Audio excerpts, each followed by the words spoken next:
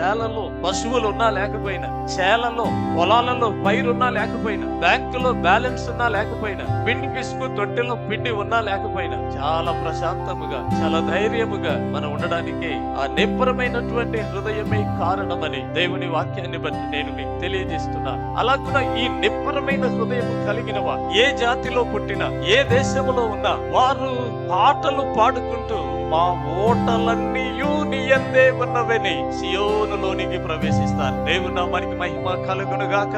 మీరు 87వ కీర్తన 7వ వచనం మీరు చూడండి. అది అన్య జనాంగమందరూ యేసు క్రీస్తునందు విశ్వాసం ఉంచిన వారందరూ మా ఓటలన్నీ నీ యందే ఉన్నవని సియోనును గురించి పాడుకుంటూ యెరూషలేముకు వస్తా ఉన్నారు. దేవుని నామానికి మహిమ కలుగును గాక. పాటలు పాడుచు, వాయిద్యములు వాయించుచు మా ఓటలన్నీయు నీ యందే ఉన్నవని వారు అందురు. చూడండి, దావీదు హృదయము నిబ్బరముగా ఉన్నప్పుడు ఆయన కీర్తనలు పాడుచు స్తుతులు చెల్లించాడు. ప్రపంచమంతా భూమి మీద ఎవరెవరైతే నిబ్బరమైన హృదయము కలిగిన వారు ఉన్నారో వారందరూ కూడా పాటలు పాడుకుంటూ సియోనును ప్రేమిస్తూ మా ఓటలన్నీ నీ యందే ఉన్నాయి, మేము నీలోనే పుట్టాం, మా మూలరాయి నీవే, నీ నుంచే మేము చెక్కబడ్డాం అని వారు సంతోషముగా పాటలు పాడుకుంటూ సియోనుకు వస్తా ఉన్నారు. దేవుని నామానికి మహిమ కలుగును గాక.